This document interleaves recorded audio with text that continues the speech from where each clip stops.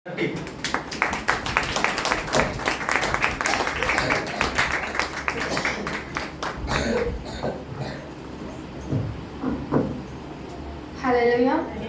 Hallelujah.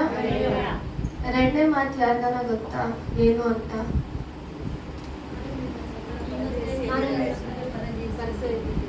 ಇವತ್ತೇ ನೀನು ನನ್ನೊಂದಿಗೆ ಪರದೇಶಿಯಲ್ಲಿ ಇರುವೆ, ಇವತ್ತೇ ನನ್ನ ಸಂಗಡ ಪರದೇಶಿಯಲ್ಲಿ ಇರುವೆ ಎಂದು ಸತ್ಯವಾಗಿ ಹೇಳುತ್ತೇನೆ ಅಂತ ಏಸಪ್ಪ ಹೇಳ್ತಾರೆ. ಏಸಪ್ಪ ಅವರು ಶಿಲ್ಬೆಲೆ ಹೊಡಿತಾರೆ, ಅವ್ರಿಗೆ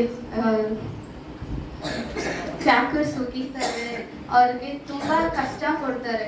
ಆದ್ರೂ ಏಸಪ್ಪ ಅದನ್ನೆಲ್ಲ ಸಹಿಸಿ ನಮ್ಮ ಪಾಪಗಳಿಗೋಸ್ಕರ ಅವತ್ತು ಅವರು ಶಿಲುಬೆಯಲ್ಲಿ ಏರುತ್ತಾರೆ. ಫಸ್ಟ್ ಬಂದು ಕ್ಷಮಿಸು ಅಂತ ಹೇಳ್ತಾರೆ, ಎರಡನೇದು ಬಂದು ರಕ್ಷಣೆ ಅಂತ ಹೇಳ್ತಾರೆ. ಲೂಕ 23:39 43 ತನಕ ಓದೋಣ. 39ರಿಂದ ಲೂಕ 23:39 43 ತನಕ ಓದೋಣ. ದುಷ್ಕರ್ಮಿಗಳಲ್ಲಿ ಒಬ್ಬನು ಆತನನ್ನು ದೂಷಿಸಿ, ನೀನು ಬರಬೇಕಾದ ಕ್ರಿಸ್ತನಲ್ಲವೇ, ನಿನ್ನನ್ನು ರಕ್ಷಿಸೋಕೆ ನಮ್ಮನ್ನು ರಕ್ಷಿಸು ಎಂದು ಹೇಳದಕ್ಕೆ ಎರಡನೆಯವನು ಅವನನ್ನು ಗದರಿಸಿ, ನೀನು ಇದೇ ದಂಡನೆಯಾಗುವಾಗಲೂ ದೇವರಿಗೆ ಎದುರಿಲ್ಲವೋ? ನಾವಂತೂ ನ್ಯಾಯವಾಗಿ ದಂಡನೆಯಲ್ಲಿದ್ದೇವೆ, ನಾವು ಮಾಡಿದ್ದಕ್ಕೆ ತಕ್ಕ ಪ್ರತಿಫಲವನ್ನು ಹೊಂದುತ್ತಾ ಇದ್ದೇವೆ. ಈತನಾದರೋ ಅಲ್ಲದನ್ನು ಮಾಡಲಿಲ್ಲ ಎಂದು ಹೇಳಿ, ಯೇಸುವೇ, ನೀನು ನನ್ನ ರಾಜ್ಯವನ್ನು ಪಡೆದವನಾಗಿ ಬರುವಾಗ ನನ್ನನ್ನು ನೆನೆಸಿಕೋ ಅಂದನು.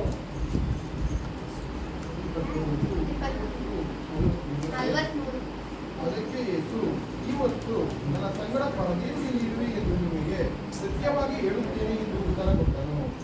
ಹಲ್ಲೆಲೂಯಾ. ಇದರಲ್ಲಿ ಮೊದಲನೇದ್ರಲ್ಲಿ ದೇವ್ರು ಮತ್ತೆ ತಂದೆ ದೇವ್ರ ನಡುವೆ ಸಂದರ್ಭ ಇರುತ್ತೆ. ಆದ್ರೆ ಈ ಎರಡನೇ ಮಾತಲ್ಲಿ ಕಳ್ಳರು ಮತ್ತೆ ಏಸಪ್ಪ ನಡುವೆ ಇರೋ ಸಂದರ್ಭ ಇದೆ. ಈ ಇಬ್ರು ಕಳ್ಳರ ಬಗ್ಗೆ ಒಂದು ಕತೆ ಹೇಳೋಣ. ಲೈಕ್ ಕತೆ ಅಂದ್ರೆ ನಿಜವಾದದ್ದು, ಅವ್ರ ಬಗ್ಗೆ ತಿಳ್ಕೊಳ್ಳೋಣ, ಯಾರು ಆ ಕಳ್ಳರು ಅಂತ ಅಂದ್ಬಿಟ್ಟು ತಿಳ್ಕೊಳ್ಳೋಣ. ಈ ಕಳ್ಳರು ಯಾರು ಅಂತಂದ್ರೆ ಏಸಪ್ಪ ರೈಟ್ ಸೈಡ್ ಅಲ್ಲಿ ಇದ್ದವ್ರು, ಬಲ್ಗಡೆ ಇದ್ದವರು ಡಿಸ್ಮಸ್ ಅಂತ ಅವನ ಹೆಸರು. ಲೆಫ್ಟ್ ಸೈಡ್ ಅಲ್ಲಿ ಇದ್ದವರು ಬಂದು ಜಸ್ಟಸ್ ಅಂತ ಅಂದ್ಬಿಟ್ಟು ಅವ್ರಿಬ್ರ ಹೆಸರು. ಜಸ್ಟಸ್ ಬಂದು ಏಸಪ್ಪಗೆ ನಿಂದಿಸಿ ಹೇಳ್ತಾನೆ, ನಿನ್ ದೇವ್ರಲ್ಲ, ನೀನ್ ಕಾಪಾಡಿ ನನ್ನನ್ನು ನೀನ್ ಕಾಪಾಡು, ನಮ್ಮನ್ ಕಾಪಾಡು ಅಂತ ಏಸಪ್ಪಗೆ ಚಾಲೆಂಜ್ ತರ ಮಾಡ್ತಾನೆ. ಅವನು ಏಸಪ್ಪ ಅವ್ರ ಪರಿಶುದ್ಧತನ, ಅವ್ರು ಯಾರು ಅಂತ ಅವನು ತಿಳಿದೆ ಅವನು ನಿಂದಿಸ್ತಾನೆ, ಅವನ್ನ ಒಂಥರ ಹೇಳ್ತಾನೆ ದೇವ್ರಿಗೆ. ಅದೇ ತರ ನಾವೂ ಅಷ್ಟೇ, ಇವಾಗೂ ಯಾರನ್ನೋ ಒಬ್ರು ಹೇಳ್ಬಿಟ್ರೆ, ಇಲ್ಲ ನಮ್ಮ ಪ್ರಾರ್ಥನೆ ಕೇಳಿಲ್ಲ, ನಮ್ಮ ಪ್ರಾರ್ಥನೆಗೆ ಸದುತ್ರ ಕೊಟ್ಟಿಲ್ಲ ಅಂದ್ರೆ ನಾವು ಹಂಗೆ ನೀವು ದೇವ್ರ, ಏಸಪ್ಪ ದೇವ್ರ ಅಂತ ತುಂಬಾ ಜನನು ಅವ್ರಿಗೆ ಏಸಪ್ಪ ದೇವ್ರಲ್ಲ ಅಂತ ತುಂಬಾ ಜನ ಹೇಳಿದ್ದಾರೆ, ತಿರ್ಗಾ ಮನ ತಿರ್ಗಿದ್ದಾರೆ. ನಾವು ಅದ್ರ 1 ಸೆಕೆಂಡು ಯಾವಾಗೂ ನಾವು ಏಸಪ್ಪ ಹತ್ರ ನಾವು ಡೌಟ್ ಬೀಳ್ಬಾರ್ದು. ಅವ್ರನ್ನ ಯಾವತ್ತು ನಾವು ಡೌಟ್ ಬೀಳ್ದಿರ ಅವ್ರನ್ನ ಮೇಲೆ ನಂಬಿಕೆಯಿಂದ ಭಯಭಕ್ತಿಯಿಂದ ನಾವು ಅವ್ರನ್ನ ಆರಾಧಿಸ್ಬೇಕು. ಅವ್ನು ಜಸ್ಟಸ್ ಬಂದು ಕೆಟ್ಟವನು, ಕಳ್ಳ, ಅವನು ರೋಡಲ್ಲಿ ಹೋಗುವಾಗ ಬರುವಾಗೆಲ್ಲ ಅಡ್ಡ ಹಾಕಿ ಕಳ್ತನ ಮಾಡೋನು. ಡೆಸ್ಮಸ್ ಬಂದು ಏಸಪ್ಪ ಬಲಗಡೆ ಇದ್ದವನು. ಡೆಸ್ಮಸ್ ಬಂದು ಒಂದು ಒಳ್ಳೆ ಕುಟುಂಬದಲ್ಲಿ ಇದ್ದವನು. ಅವನು ಈ ತರ ಕೆಟ್ಟ ಸಹವಾಸ ಮಾಡಿ, ಜಸ್ಟಸ್ ಜೊತೆ ಸೇರಿ ಕೆಟ್ಟ ಸಹವಾಸ ಮಾಡಿ ಅವನು ಡಿಸ್ಮಸ್ನು ಜಸ್ಟಿಸ್ ತರಾನೇ ಹಾಕ್ತಾನೆ. ಅವನು ಕಳ್ತನ ಮಾಡೋದು, ರೋಡಲ್ಲಿ ಅಡ್ಡ ಹಾಕಿ ಕಳ್ತನ ಮಾಡಿ ಹೊಡೆಯೋದು, ಬಡಿಯೋದು, ಇದನ್ನೆಲ್ಲ ಕಲ್ತ್ಕೊಂತಾನೆ. ಅದೇ ತರ ನಾವು ಅಷ್ಟೇ ಕೆಟ್ಟ ಸಹವಾಸ ಮಾಡಬಾರ್ದು. ಕೆಟ್ಟ ಸಹವಾಸದಿಂದ ಲೈಕ್ ಗಾದೆ ಕೂಡ ಇದೆ, ಕೆಟ್ಟ ಸಹವಾಸ ಮಾಡಬಾರ್ದು ಅಂತ ಗಾದೆ ಇದೆ. ಸಹವಾಸ ದೋಷ ಲೈಕ್ ಅದರಿಂದ ನಾವು ಕೆಟ್ಟವ್ರ ಸಂಬಂಧ ಇಟ್ಕೊಂಡಿರ, ಕೆಟ್ಟವ್ರ ಜೊತೆ ಹೋಗ್ತೀರಾ, ನಾವು ದೇವ್ರ ಹತ್ರ ಪ್ರಾರ್ಥನೆ ಮಾಡ್ಬೇಕು, ದೇವ್ರ ಹತ್ರ ಕೇಳ್ಬೇಕು. ನಾವ್ ಹೋಗಕ್ ಮುಂಚೆ ಅವ್ರ ಬಗ್ಗೆ ಗೊತ್ತಿರ್ಬೇಕು. ನಮ್ಗೆ ಯಾರೋ ಕರೀತಾರೆ ಅಂತ ಹೋಗೋದಲ್ಲ, ನಾವು ತಿಳಿದು ಅವ್ರ ಬಗ್ಗೆ ಒಳ್ಳೆಯವರ ಕೆಟ್ಟವರ ಅಂತ ತಿಳಿದು ಹೋಗ್ಬೇಕು. ಅವರಿಬ್ರು ಡೆಸ್ಮಸ್ ಜಸ್ಟಸ್ ಜೊತೆ ಸೇರ್ಕೊಂಡು ಕೆಟ್ಟವನಾಗಿ ಅವನು ಶಿಲ್ಬೆಗೆ ಹೇರ್ತಾನೆ. ಅವರಿಬ್ರು ಶಿಲ್ಬೆಗೆ ಹೇರಿದಾಗ ಅವರಿಬ್ರಿಗೂ ಶಿಕ್ಷೆ ಆಗುತ್ತೆ, ಅವರು ಸಾಯ್ತಾರೆ. ಆದ್ರೆ ಜಸ್ಟಿಸ್ ಬಂದು ಹೇಗೆ ಏಸಪ್ಪ ಮೇಲೆ ಅವರ ಪರಿಶುದ್ಧತನ, ಅವ್ರ ನಿಜವಾದ ದೇವ್ರು ಅಂತ ತಿಳಿದ್ರೆ ಅವನು ಹೇಳ್ತಾನೆ. ಆದ್ರೆ ಡೆಸ್ಮಸ್ ಬಂದು ಅವನು ಗದರಿ ಹೇಳ್ತಾನೆ, ನೀನು ದೇವ್ರಿಗೆ ಭಯ ಬೀಳ್ಬೇಕು ಅಂತ. ತುಂಬಾ ಮುಖ್ಯವಾದ ಇಂಪಾರ್ಟೆಂಟ್ ಆದ ಏನು ಅಂತಂದ್ರೆ ಇದರಲ್ಲಿ ಭಯ. ನಾವು ದೇವರಿಗೆ ಭಯ ಭಕ್ತಿಯಿಂದ ಇರ್ಬೇಕು. ದೇವ್ರಿಗೆ ಭಯ ಬೀಳ್ದಿರ ನಾವು ಇರಕ್ ಆಗಲ್ಲ. ದೇವ್ರ ಭಯದಿಂದ ನಾವು ಭಕ್ತಿಯಿಂದ ಆರಾಧನೆ ಮಾಡ್ಬೇಕು. ಜ್ಞಾನೋಕ್ತಿ 9:10 ಹೇಳುತ್ತೆ, ಯೆಹೋವನ ಭಯವೇ ಜ್ಞಾನಕ್ಕೆ ಮೂಲವು. ಇದು ತುಂಬಾ ಮುಖ್ಯವಾದ ಇದು. Fear of the lord is the beginning of wisdom ಅಂತ ಇಂಗ್ಲಿಷ್ ಅಲ್ಲಿ ಇದೆ. ಈ ವಾಕ್ಯ ತುಂಬಾ ಮುಖ್ಯ. ದೇವ್ರಿಗೆ ಭಯ ಬಿದ್ದಿರ ಅಂದ್ರೆ ನಾವು ಭಯ ಭಕ್ತಿಯಿಂದ ಇರ್ಬೇಕು. ದೇವ್ರಿಗೆ ಭಯ ಇಲ್ಲ ಅಂತಂದ್ರೆ ನಾವು ಇಲ್ಲಿ ನಿಂತ್ಕೊಳಕ್ಕಾಗಲ್ಲ. ನಾವು ಇಲ್ಲಿವರೆಗೂ ಜೀವಂತವಾಗಿ ಇರಕ್ಕೂ ಸಾಧ್ಯ ಇಲ್ಲ. ಆದ್ರಿಂದ ನಾವು ಭಯದಿಂದ ದೇವ್ರನ್ನ ಆರಾಧಿಸ್ಬೇಕು. ಆದ್ರೆ ಅವನು ಡೆಸ್ಮಸ್ ಬಂದು ಇನ್ನೊಬ್ಬ ಕಳ್ಳ ಹೇಳ್ತಾನೆ, ನೀನ್ ದೇವ್ರಿಗೆ ಭಯ ಬೀಳಲ್ಲ, ಅವರು ದೇವ್ರು. ಆದ್ರೆ ಡೆಸ್ಮಸ್ ಬಂದು ಅವನು ದೇವ್ರನ್ನ ರಾಜ ಆಗಿ ನೋಡಿಲ್ಲ.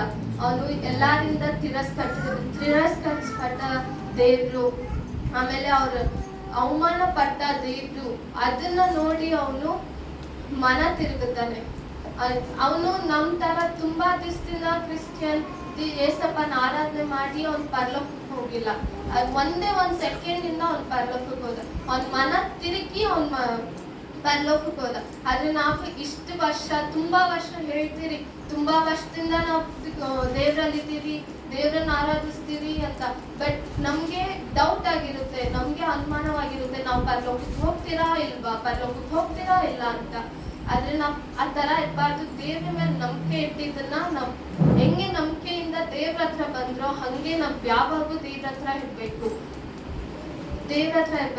ಮತ್ತಾಯ ಮತ್ತೆ ಮಾರ್ಕ್ ಅಲ್ಲಿ ಹೇಳ್ತಾರೆ ಕಳ್ಳರು ಅಂತ ಅದ್ರಲ್ಲಿ ಹೇಳ್ತಾರೆ, ಮತ್ತಾಯ ಮಾರ್ಕಲ್ಲಿ. ಆದ್ರೆ ಲೂಕದಲ್ಲಿ ನೀಟಾಗಿ ರಿಸರ್ಚ್ ಮಾಡಿ ಅದ್ರ ಲೂಕದಲ್ಲಿ ಹೇಳ್ತಾರೆ, ಲೂಕ 23:39. ತೂಗಾಗಿದ ಆ ದುಷ್ಕರ್ಮಿಗಳಲ್ಲಿ ಒಬ್ಬರು ಆತನನ್ನು ದೂಷಿಸಿ, ಇದರಲ್ಲಿ ದುಷ್ಕರ್ಮಿಗಳು ಅಂತ ಹೇಳ್ತಾರೆ. ಕಳ್ಳರು ಅಂತಂದ್ರೆ ತುಂಬಾ ಕಳ್ತನ ಮಾಡೋದು ಅಂತ ತರ. ದುಷ್ಕರ್ಮಿ ಅಂದ್ರೆ ಕ್ರಿಮಿನಲ್ಸ್ ತರ ಅದು ಇದು. ಇದನ್ನ ಕಳ್ಳರ ಹೆಸರನ್ನ ನಾವು ಬೈಬಲ್ ಅಲ್ಲಿ ಎಲ್ಲೂ ನೋಡಕ್ ಆಗಲ್ಲ. ಆದ್ರೆ ಒಂದ್ರಲ್ಲಿ ನೋಡ್ಬೋದು, ಗಾಸ್ಪೆಲ್ ಆಫ್ ನಿಕೋಡಿಮಸ್. ಇದ್ರಲ್ಲಿ ಬಂದು ಇದು ಬೈಬಲ್ ಇಂದ ತೆಗ್ದಿರೋ ಪುಸ್ತಕ. ಅದರಲ್ಲಿ ನಾವು ನೋಡ್ಬೋದು ಕಳ್ಳರ ಹೆಸರನ್ನ. ನಾನು ಆಲ್ರೆಡಿ ಹೇಳಿದ್ದೀನಿ, ರೈಟ್ ಸೈಡ್ ಅಲ್ಲಿ ಇದ್ದವ್ರು ಡೆಸ್ಮಸ್, ಲೆಫ್ಟ್ ಸೈಡ್ ಅಲ್ಲಿ ಇದ್ದವ್ರು ಜಸ್ಟಿಸ್. ಇವರಿಬ್ರು ಕಳ್ಳರು. ದೇವ್ರು ಹೇಳ್ತಾರೆ, ದೇವ್ರು ಜಸ್ಟಿಸ್ ಆ ಕಳ್ಳ ಯಾರ್ ದೇವ್ರು, ನೀನ್ ದೇವ್ರ, ನಿನ್ನ ನೀನ್ ಕಾಪಾಡ್ಕೊಂಡು ನಮ್ಮನ್ನು ಕಾಪಾಡು ಅಂತದ್ರಲ್ಲಿ ದೇವ್ರು ಅವ್ನ್ ಏನು ಹೇಳಿಲ್ಲ. ಅವ್ನಿಗೆ ತಿರ್ಗಾ ಏನು ಹೇಳಲ್ಲ, ಕೇಳಿಸ್ಕೊಂಡಿಲ್ಲ ನಮ್ಗೆ ಗೊತ್ತಿಲ್ಲ. ಬಟ್ ದೇವ್ರು ಅವ್ರಿಗೆ ಏನು ರಿಪ್ಲೈ ಮಾಡಲ್ಲ. ಆದ್ರೆ ಡೆಸ್ಮಸ್ ಯಾವಾಗ ಅವನು ಹೇಳ್ತಾನೋ, ನೀನು ಪರಲೋಕಕ್ಕೆ ಹೋಗುವಾಗ ನನ್ನನ್ನು ನೆನೆಸ್ಕೋ ಅಂತ ಮಾತ್ರ ಅವ್ನು ಹೇಳಿದ್ದು. ಆದ್ರೆ ದೇವ್ರು ಹೇಳ್ತಾರೆ, ನೀನ್ ಯಾಕೆ ನಾನು ಹೋಗುವಾಗ ನೆನೆಸ್ಕೋಬೇಕು, ನೀನ್ ಇವತ್ತೇ ನನ್ನ ಜೊತೆನೆ ಪರಲೋಕದಲ್ಲಿ ಪರದೇಶಿಯಲ್ಲಿ ಇರ್ತೀಯಾ ಅಂತ ಹೇಳ್ತಾರೆ. ಅದೇ ತರ ನಾವು ಎಸಪ್ಪ ಹತ್ರ ನಂಬಿಕೆಯಿಂದ ಇದ್ರೆ ನಮಗೂ ನಂಬಿಕೆ ಇರ್ಬೇಕು. ನಾವು ಕೆಟ್ಟ ದಾರಿ ನಡೀದಿರಾ, ಒಬ್ರು ಬೈದಿರಾ, ಕೆಟ್ಟದ್ ಮಾಡ್ದಿರಾ, ಒಳ್ಳೇದ್ ಮಾಡಿ ನಮ್ ದೇವ್ರ ದಾರಿ ನಡೀದ್ರೆ ನಾವು ಪರದೇಶಿಗೆ ಹೋಗ್ಬೋದು. ಎಸಪ್ಪಗೆ ಸ್ತೋತ್ರ. ನಾವು ತುಂಬಾ ಪಾಪ ಮಾಡಿರ್ತೀವಿ. ನಾವು ಅದ್ರ ಕ್ರಿಮಿನಲ್ ಅವರೆಲ್ಲ ಕಳ್ಳರು ಪಾಪ ಮಾಡಿ ತಪ್ಪು ಮಾಡಿ ಕಳ್ತನ ಮಾಡಿ ಇಲ್ಲಿಗೆ ಬಂದಿರ್ತಾರೆ, ಶಿಲ್ಬೆಗೆ ಏರಿದ್ದಾರೆ. ರೋಮನ್ ಅಲ್ಲಿ ಬಂದು ತುಂಬಾ ಘೋರವಾದ ಶಿಕ್ಷೆಗಳನ್ನೇ ಕೊಡ್ತಾ ಇದ್ದಿದ್ದು. ತುಂಬಾ ಲೈಕ್ ಪ್ರಪಂಚದಲ್ಲಿ ಎಲ್ಲೂ ಆತರ ಕೊಡ್ತಾ ಇದ್ದಿಲ್ಲ. ರೋಮನ್ ಅಲ್ಲಿ ಮಾತ್ರ ಆತರ ತುಂಬಾ ಕೆಟ್ಟವಾಗಿ ಅಸಹ್ಯವಾಗಿ ಕೊಡ್ತಾ ಇದ್ದ ಶಿಕ್ಷೆ ಮಾತ್ರ ಅಲ್ಲಿ ಮಾತ್ರ. ಅಲ್ಲಿ ಅವರು ಕಳ್ಳ ಹೇಳ್ತಾನೆ, ನಾವ್ ಮಾಡಿದ ತಪ್ಪಿಗೆ ನಾವು ಇಲ್ಲಿ ಅನುಭವಿಸ್ತಾ ಇದ್ದೀವಿ. ಆದ್ರೆ ದೇವ್ರು ಏನು ಮಾಡ್ದಿರಾನೆ ಅವರು ಇಲ್ಲಿ ಬಲಿಯಾಗಿದ್ದಾರೆ ಅಂತ ಹೇಳ್ತಾನೆ. ಅವ್ರಿಗೆ ಮಾಡಿದ ಕರ್ಮ, ಅದು ಮಾಡಿದ ಕೆಲಸ ಆದ್ರೂ ಏನು, ಅದ್ರ ಏನಂತ ಅವ್ನು ಹೇಳ್ತಾನೆ ಅಂತಂದ್ರೆ, ಅವರು ಕಳ್ತನ ಮಾಡಿರ್ತಾರೆ, ದರೋಡೆ ಮಾಡಿರ್ತಾರೆ, ಅವ್ರು ತಪ್ಪು ಕೆಲಸ ಮಾಡಿ ಶಿಲ್ಬೆಗೆ ಹೇಳಿದ್ದಾರೆ. ಆದ್ರೆ ನಮ್ಮ ಏಸಪ್ಪ ಅದ್ ತಪ್ಪು ಏನು ಮಾಡ್ತೀರಾ, ನಮಗೋಸ್ಕರ, ನಮ್ಮ ಪಾಪಗಳು ತೊಳಿಯೋಕ್ಕೋಸ್ಕರ, ನಾವು ಪರಲೋಕಕ್ಕೆ ಹೋಗ್ಬೇಕು ಅನ್ನೋದಕ್ಕೋಸ್ಕರ ಅವರು ಶಿಲ್ಬೆಗೆ ಹೇರಿರ್ತಾರೆ. ಏಸಪ್ಪ ಅದರಿಂದ ನಾವು ಯಾರು ತಪ್ಪು ಕೆಲಸನೂ ಮಾಡ್ತೀರಾ, ಎಲ್ಲಾದ್ರಲ್ಲೂ ಹೇಳ್ತಾರೆ ತಪ್ಪು, ನಾವು ಪಾಪಕ್ಕೋಸ್ಕರ ಅವ್ರು ಶಿಲ್ಬೆ. ಇಸಾಯದಲ್ಲೂ ಹೇಳ್ತಾರೆ ಪ್ರವಾದನೆ, ಅವ್ರು ನಮಗೋಸ್ಕರ ಬಂದು ಬಲಿ ಆಗ್ತಾರೆ ಅಂತ ಹೇಳಿದ್ದಾರೆ. ಅದೇ ತರ ಅವ್ರು ಬಂದ್ರು, ನಮಗೋಸ್ಕರ, ನಮ್ಮ ಪಾಪಗೋಸ್ಕರ ಅವ್ರು ಬಲಿಯಾದ್ರು, ಅವ್ರು ತಿರ್ಗಾ 3ನೇ ದಿವಸ ಎದ್ರು, ಪರಲೋಕಕ್ಕೆ ಹೋದ್ರು. ಅದ್ ಬೈಬಲ್ ಅಲ್ಲಿ ಹೇಳುತ್ತೆ ಬೇರೆ ದಾರಿ ಇಲ್ಲ, ಏಸಪ್ಪ ಒಬ್ರೇ ದಾರಿ, ನಾವು ಪರಲೋಕಕ್ಕೆ ಹೋಗಕ್ಕೆ ಏಸಪ್ಪ ಒಬ್ರೇ ದಾರಿ. ಅದರಿಂದ ಅವರು ನಮಗೋಸ್ಕರ ಭೂಮಿಲಿ ಹುಟ್ಟಿ ಸತ್ತು ನಮಗೋಸ್ಕರ ಅವರು ಬಲಿ ಆಗ್ತಾರೆ. ಈ ರಕ್ಷಣೆ ಅನ್ನೋದು ಬಂದು ಒಬ್ಬರಿಗೋಸ್ಕರ ಕೊಟ್ಟಿರೋದು. ಒಬ್ಬರಿಗೋಸ್ಕರ ಅಂದ್ರೆ ನನಗ್ ಮಾತ್ರ ಅಲ್ಲ, ಇಲ್ಲ ಪಾಸ್ಟರ್ಗೆ ಮಾತ್ರನಾ, ಇಲ್ಲ ನಿಮ್ಮಲ್ಲಿ ಯಾವಾಗ ಒಬ್ರಿಗ ಅಂತ ಅಲ್ಲ, ಒಬ್ಬೊಬ್ರಿಗೆ ಸಿಂಗಲ್ ಆಗಿ ಸಪ್ರೇಟ್ ಆಗಿ ಒಬ್ಬೊಬ್ರಿಗೆ ಕೊಟ್ಟಿರೋದೇ ರಕ್ಷಣೆ. ಆ ರಕ್ಷಣೆ ಇಲ್ದಿರ ನಾವು ಪರಲೋಕಕ್ಕೆ ಹೋಗಕ್ಕಾಗಲ್ಲ, ನಾವಿಲ್ಲಿ ಜೀವಂತವಾಗಿ ಇರಕ್ಕಾಗಲ್ಲ. ರಕ್ಷಣೆ ಅನ್ನೋದು ರಕ್ಷಣೆ ಬರೋದು ಕೃಪೆಯಿಂದ ಮಾತ್ರ. ಏಸಪ್ಪ ಕೃಪೆಯಿಂದ ಮಾತ್ರ ನಮಗೆ ರಕ್ಷಣೆ ಬರೋದು. ಆ ರಕ್ಷಣೆ ಇಲ್ಲ ಅಂದ್ರೆ ನಾವೇನು ಮಾಡಕ್ಕಾಗಲ್ಲ, ಆ ಕೃಪೆ ಇಲ್ಲ ಅಂದ್ರೆ ನಾವು ಪರಲೋಕಕ್ಕೆ ಹೋಗಕ್ಕಾಗಲ್ಲ, ನಾವ್ ಏನು ಮಾಡಕ್ಕಾಗಲ್ಲ. ನಾವೊಬ್ರು ಝೀರೋ ಇದ್ರೆ ಈ ಪ್ರಪಂಚದಲ್ಲಿ ನಾವೊಬ್ರು ಝೀರೋಗೂ ಹೀರೋಗೂ ಡಿಫ್ರೆನ್ಸ್ ಗೊತ್ತಾ? ಏನು? ಝೀರೋ ಅಂದ್ರೆ ಏನು ಆಗ್ತಿರೋ, ಹೀರೋ ಅಂದ್ರೆ ಎಲ್ಲದಕ್ಕೂ ಒಂದೇ ಒಂದು ಲೆಟರ್ ಡಿಫ್ರೆಂಟ್ ಅಷ್ಟೇ ಝೀರೋಗೂ ಹೀರೋಗೆ. ಝೀರೋಲಿ ಸಿ ಬರುತ್ತೆ, ಹೀರೋಲಿ ಎಚ್ ಬರುತ್ತೆ. ನಾವು ದೇವ್ರ ಕೃಪೆ ಇಲ್ಲ ಅಂತಂದ್ರೆ ಝೀರೋ ಆಗಿರ್ತೀವಿ. ದೇವ್ರ ಕೃಪೆ ಎಲ್ಲ ನಮ್ಮ ಹತ್ರ ಇದೆ. ಕೃಪೆ ಅವ್ರ ಪರಿಶುದ್ಧಾತ್ಮ ಎಲ್ಲ ನಮ್ಮ ಹತ್ರ ಇದ್ದಾರೆ ಅಂದ್ರೆ ನಾವೊಬ್ರು ಹೀರೋ. ಈ ಪ್ರಪಂಚದಲ್ಲಿ ನಾವೊಬ್ರು ಹೀರೋ.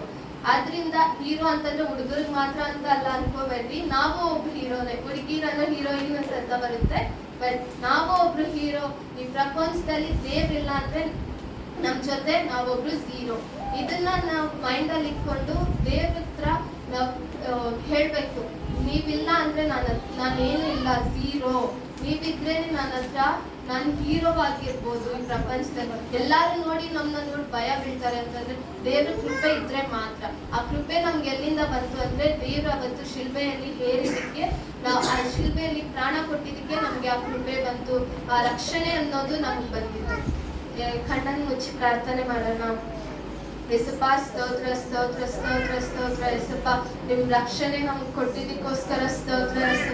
ಯೇಸಪ್ಪ ನಮಗೋಸ್ಕರ ನೀವು ಅವತ್ತು ಬಲಿಯಾದ್ರಿ. ಯೇಸಪ್ಪ ಎಷ್ಟು ಜನ ಯೇಸಪ್ಪ ನಿಮ್ನ ನಿಂದಿಸ್ತಾರೆ.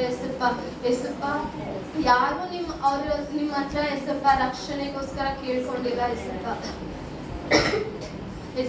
ಆದ್ರೆ ಆ ಕಳ್ಳ ಮಾತ್ರ ನಿಮ್ಮ ಹತ್ರ ರಕ್ಷಣೆಗೋಸ್ಕರ ಬೇಡ್ತಾನೆ ಯೇಸಪ್ಪ.